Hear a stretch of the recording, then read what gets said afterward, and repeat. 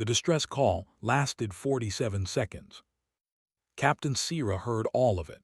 She stood at the communications console on the bridge of the iron hold and listened to every word, every breath, every sound that came through the static at the end when the words ran out. A colony, civilians, children screaming in the background like a detail someone had forgotten to edit out. She listened, and she did not move until it was finished. Then she turned to her navigation officer. Set course for the Vathari system. Jump calculations full speed. The bridge went still in the particular way bridges go still, when an order arrives that everyone expected, and no one is entirely prepared for. Captain, the voice came from the observer station at the rear of the bridge.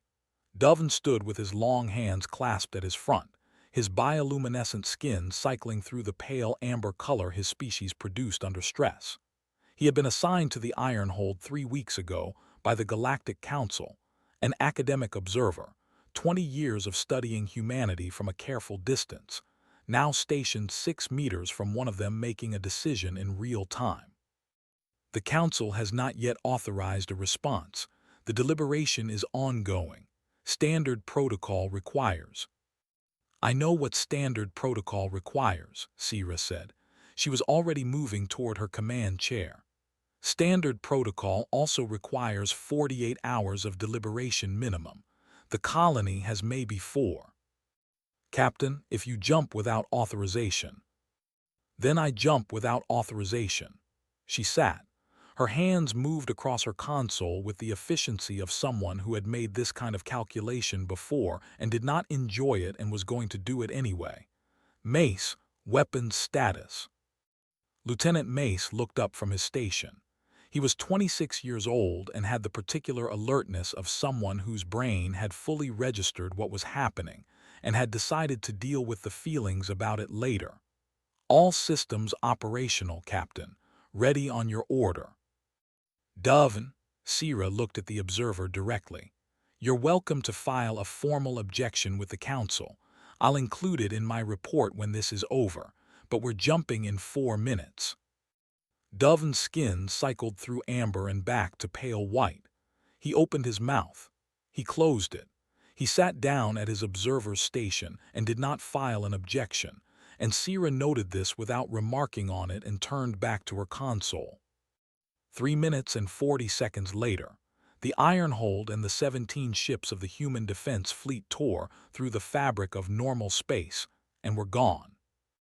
In the council chamber, the debate continued for another 6 hours before someone thought to check where the human fleet had gone. Space around the Vathari system was not quiet when they arrived. It announced itself on the sensors before the jump had fully resolved, 214 hostile contacts spreading across the tactical display like a wound opening. Sierra looked at the numbers and felt the particular cold clarity that arrived, in her experience, when a situation became too large for fear to be useful. Fear required options. This was simply what was in front of her. All ships battle formation, she said into the fleet channel. Her voice carried no drama. Standard engagement posture. Weapons free on confirmed hostiles. A pause. Signal the enemy fleet on all frequencies. The face that appeared on her view screen was scarred and layered with cybernetic implants, the particular aesthetic of someone who had spent decades making themselves look like a threat. The enemy commander looked at her 4 ships. Doven's intake of breath was audible from the observer's station, and then at the tactical display that showed the full scope of the human fleet, and his expression moved through several calculations before settling on contempt. 17 ships, the commander said. The Council sends 17 ships. The Council didn't send us, Sierra said. Cease your assault on the Vathari colony and withdraw. You have 2 minutes. The commander laughed. Behind Sierra, she felt Doven go very still. 2 minutes, the commander repeated. He seemed genuinely amused. I have 200 ships, you have 17, and you're giving me 2 minutes. 1 minute 50 seconds now, Sierra said. The commander's amusement faded by degrees. He leaned forward. Turn around, leave. We'll let you walk away. Stay and we'll add your hulls to our collection. 1 minute 30. His expression hardened into something that had stopped being a performance. Fine. You want to die, we'll give you a death. All ships target the human fleet, tear them apart. Sierra cut the transmission. Mace, she said. Ready, Captain. Fire. What happened next would be analyzed by Council tactical observers for years afterward. The enemy fleet opened fire first. Plasma bolts and missiles and energy beams converging on the human formation with the confidence of superior numbers and 2 centuries of unchallenged violence. Dovin gripped his console and watched the viewscreen and waited for the shields to flare and fail. The Ironhold had no shields. The first wave of fire hit her hull and stopped. The layered armor, 3 times the standard Council specification, built for a species that had evolved under conditions that killed everything weaker, absorbed the impact the way stone absorbs rain. The ship shuddered. Systems registered the heat. Nothing else changed. Return fire, Sierra said. The human fleet spoke. Kinetic accelerators launched solid rounds at a fraction of light speed, not energy, not plasma, but mass moving fast enough that the physics of impact became the physics of destruction. The first enemy ship to die never processed what had hit it. A kinetic round entered the forward section and exited the aft, and the vessel tore itself apart along the line of force. Its reactor went critical. The explosion consumed 2 ships nearby. Target destroyed, Mace reported. His voice was steady. His hands were steady. He was doing the job, acquiring next firing solution. Dovin watched the tactical display. His skin had gone fully white, the Lethani color of something that had no name in their emotional vocabulary, because their world had never produced the situation that required it. He watched human ships close the distance rather than maintaining it, driving into the enemy formation where the armor advantage mattered most, and the enemy's numbers became a liability rather than a strength. He watched the cruiser Resolute ram an enemy destroyer, not by accident, not by desperation, but as a calculated tactical decision, its reinforced prow designed for exactly this, crushing the smaller ship like a thing that had always been crushable. They're ramming us. The voice came from an intercepted enemy channel, breaking through the battle frequency. It was high with something Dovin recognized as the early stage of panic. They're actually ramming us. Boarding pods launched from 3 human ships simultaneously. They crossed the gap between vessels in seconds, latched onto enemy hulls with magnetic clamps, and cutting torches went to work on armor that had been designed to stop weapons, not hands. Dovin pulled up the feed from one of the boarding teams without meaning to, found himself watching human Marines in powered armor move through an enemy corridor with a precision that had no equivalent in anything he had studied in 20 years of academic work. The enemy warriors broke. Not immediately, not without fighting, but they broke beings who had terrorized 100 worlds, turning from something that moved toward them with the complete, undramatic purposefulness of creatures that had evolved on a planet designed to kill them. 20 minutes, May said quietly, reading from his display. 80 contacts destroyed or disabled. The rest, Sierra asked. Running. Sierra looked at the tactical display. The enemy formation had dissolved, 200 ships fragmenting into individual vessels scattering across 3 star systems, each one calculating the fastest route away from the thing that had arrived in their midst. She opened the fleet channel. Admiral Cross's voice came through, carrying the quality of a decision already made. Pursue. Leave none operational. The channel closed. Mace looked at Sierra. He did not speak. He did not need to. You heard the Admiral, she said. His hands moved across his console. The Ironhold turned and followed. The hunt lasted 3 days. Dovin documented it. He had been assigned to document everything, and so he documented everything. The human ships appearing in places the enemy believed were safe. The precision of the pursuit across 3 star systems. the way the fleet worked in coordinated groups without visible communication, as if they shared a single tactical instinct. He documented the moments when enemy ships tried to surrender and were accepted. He documented the moments when their records were cross-referenced against Council databases, and the ships that came back guilty of genocide were not accepted again. He wrote his observations in the careful language of an academic who had made a career of studying something from a distance, and he was aware, with increasing clarity, that distance was no longer available to him. On the second day of the pursuit, he approached Sira at her command chair during a quiet interval between engagements. She was reviewing crew status reports. She did not look up when he stopped beside her. "Captain," he said, "the ships we destroyed after they attempted surrender. Their crews were on file for the ethylene genocide," Sira said. 30 years ago, 3 billion dead. Council law provides for tribunal proceedings in cases of. The Council's tribunal proceedings take an average of 11 years to complete. She set down the report. "The ethylene are extinct. There's no one left to testify." She looked at him. Her expression was not unkind. It was simply direct. "I know what I'm doing, Dovin. I know what it is. I'm not asking you to agree with it." Dovin's skin cycled through several colors that had no precise translation. "What is it?" he asked. "In your own words, what do you call it?" Sira was quiet for a moment. Outside the viewscreen, stars moved at pursuit speed, cold and indifferent. "Finishing what they started," she said. "They chose this. They chose it for 30 years. We're just making it final." She picked up the report again. Dovin returned to his station and sat with his documentation and wrote nothing for a long time. On the third day, they found the base.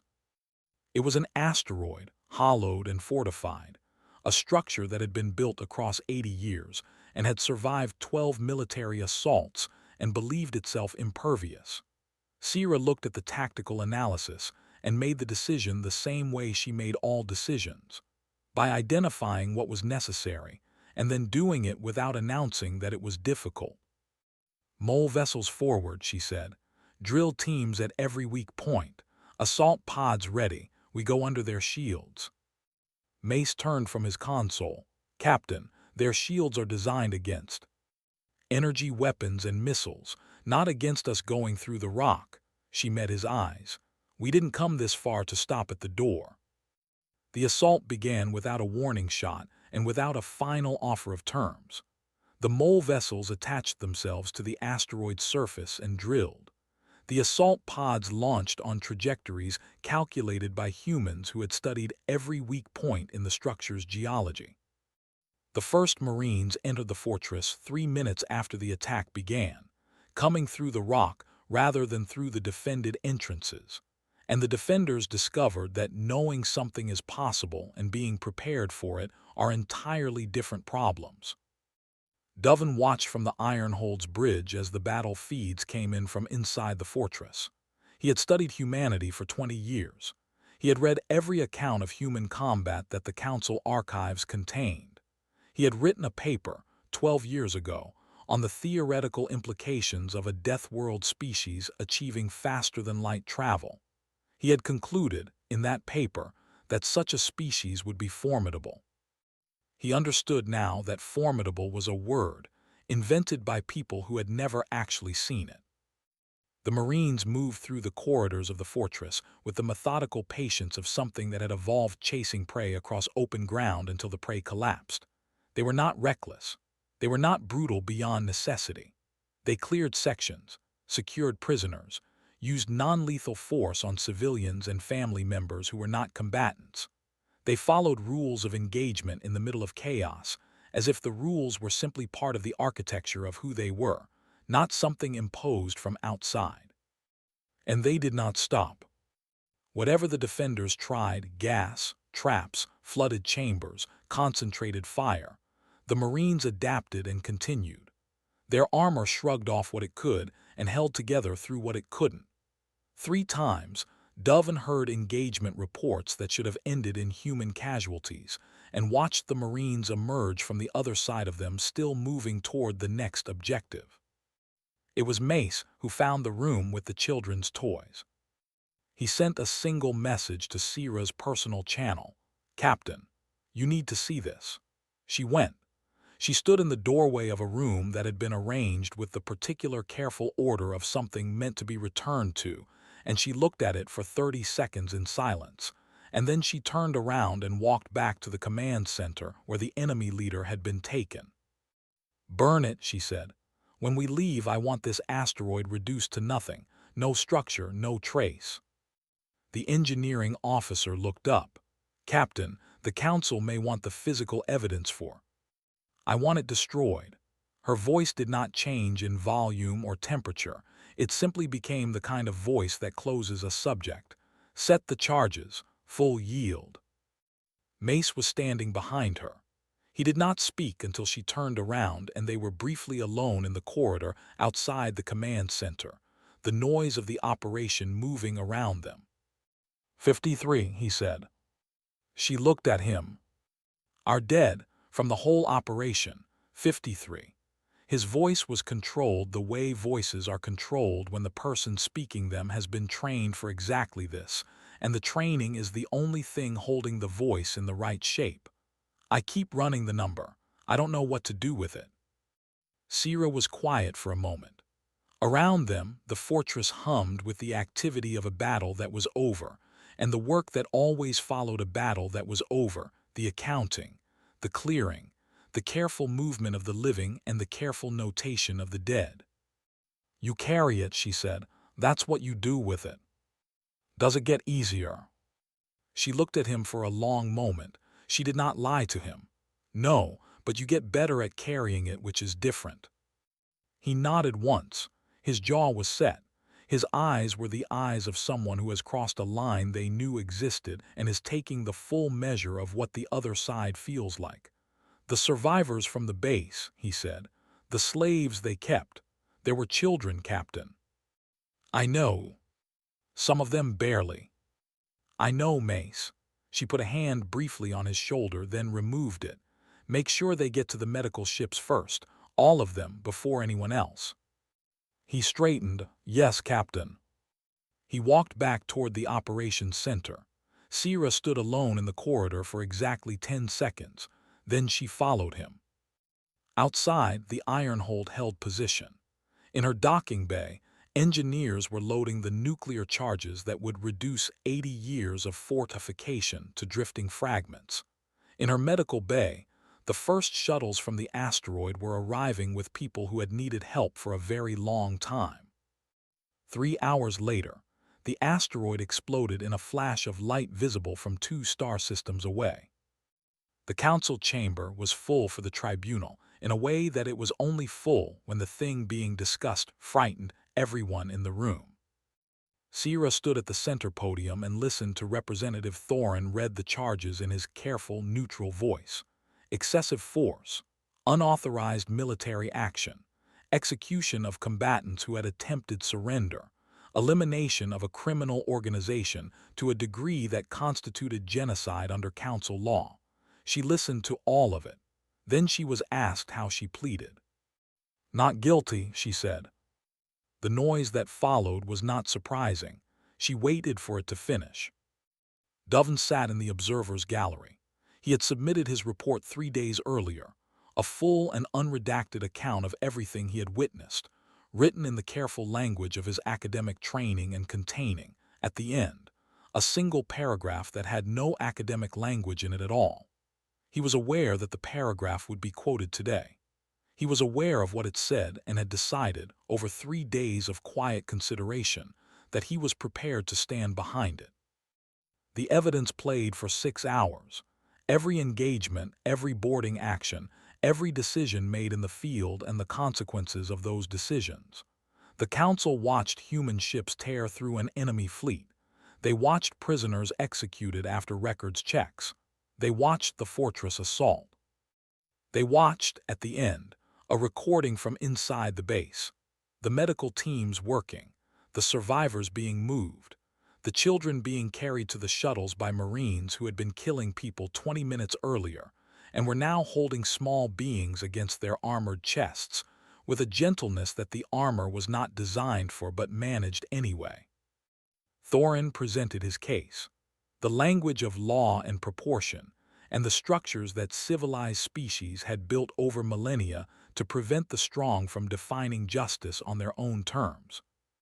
When it was Sira's turn to speak, she walked to the center of the chamber and stood with her hands at her sides and spoke without notes. "I want to show you something," she said. The display behind her changed.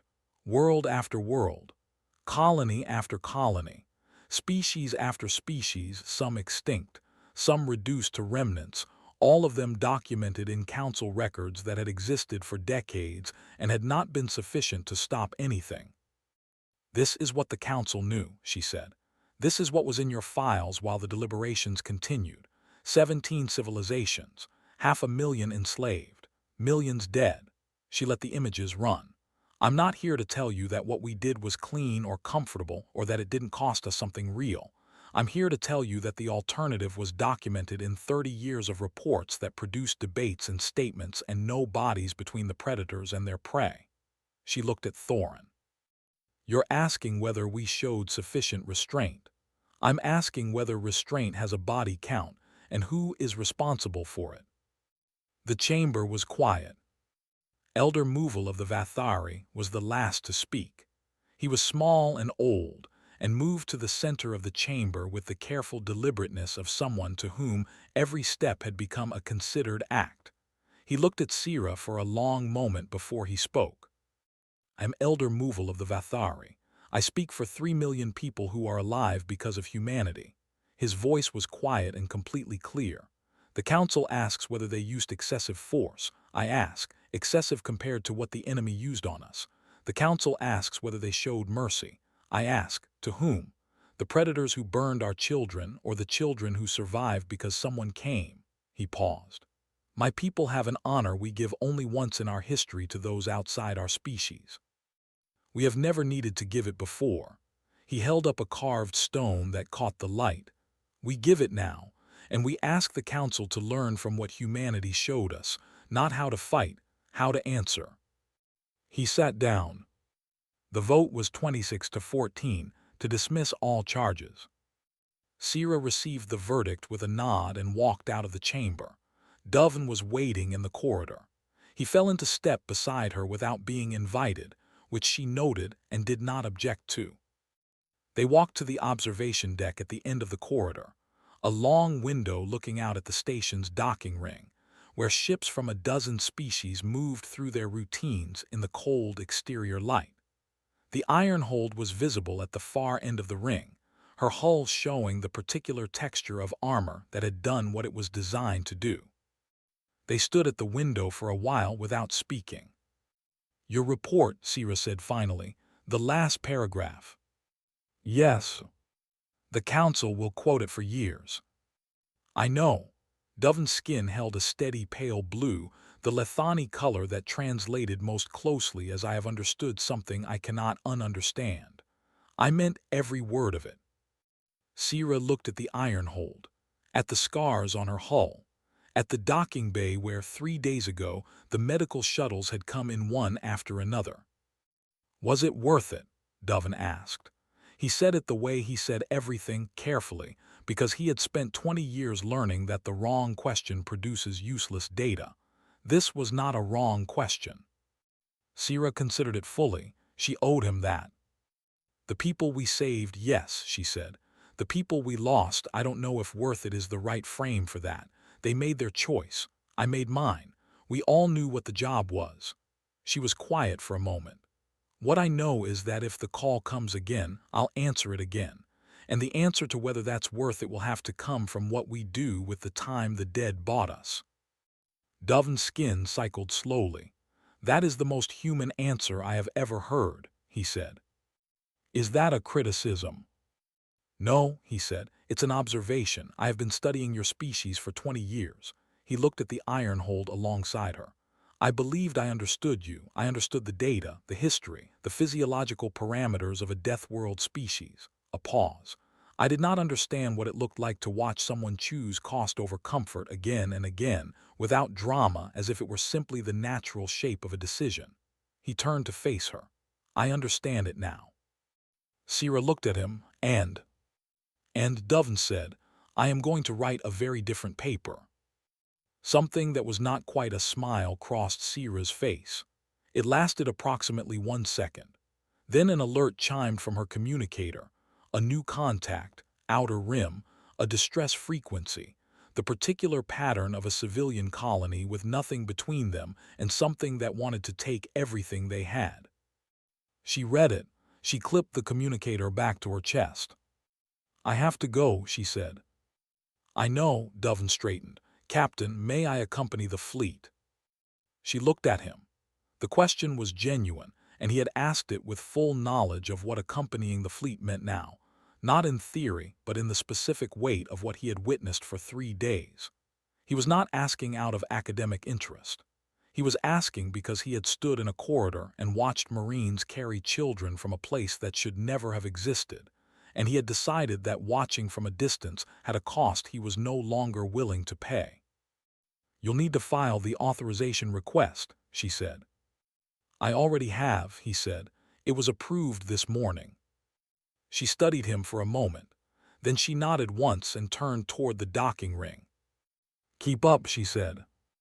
The Ironhold departed Unity Station on a heading for the outer rim with the quiet purposefulness of a ship that had learned what it was for and had made peace with the knowledge. Her hull bore the marks of what she had already done. Her crew moved through their stations with the particular economy of people who had crossed something and come out the other side still oriented in the same direction. In the observer station, Dovin opened a new document and began to write. Not the careful academic language of his previous work, something closer to the truth of what he had seen, which required different words and a willingness to let those words mean what they meant without softening them into something more manageable. At her command chair, Sierra reviewed the incoming distress call. A mining colony, 3,000 people, no defenses, something moving toward them through the dark between stars that had not yet been given a name because it had not yet been stopped. Mace came to stand beside her chair. He had the memorial list on his data pad, 53 names, people he had known, people whose faces he would carry for the rest of his life in the specific way that faces are carried when you are the one who aimed the weapons, and they were the ones who stood in the corridors. He looked at the list for a moment. Then he clipped the pad to his belt. Ready when you are, Captain, he said. Sierra looked at the navigation display. The colony was 3 days out. 3,000 people who had done nothing except exist in a part of the galaxy where the dark was close, and the council was far and the deliberations were ongoing.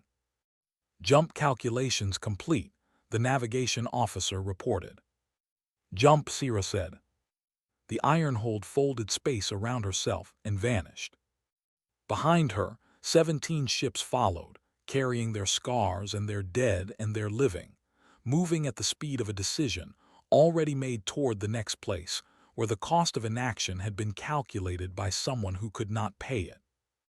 In the council chamber, Thorin watched the fleet's signatures disappear from the tracking display. Beside him, Dovin's empty observer's chair turned slowly in the recycled station air. They're going again, Thorin said. Kildass stood at the window. Her breath did not fog the glass on this level, but she stood as if it did, as if she were somewhere colder and older than this room. They always go again, she said. That's the point of them. Thorin watched the empty space where the signals had been. Are we safe with them?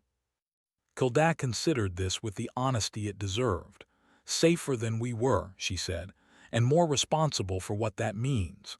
She turned from the window, which is, I suspect, exactly what they would say about themselves. Somewhere in the dark between stars, the Ironhold raced toward a distress call. She would arrive in time. She always arrived in time, or she did not stop until she did, which amounted to the same thing in the end. The same cold math of a species that had learned on a world that tried to kill them daily, that the only way through a thing was through it, and that the cost of going through it was always less than the cost of stopping at the edge and turning back. The colony waited. The fleet came. And in the spaces between the stars, in the dark that had always been full of things that preyed on the light, something shifted, not eliminated, not resolved, but aware for the first time of a new variable in its calculations. A species that did not negotiate with the dark, that did not offer it terms or wait for authorization or deliberate until the moment of intervention had passed. A species that simply answered when called, and kept the cost of answering quietly, and went back to answer again. The galaxy was not safe. It was simply, for the first time in a very long time, watched.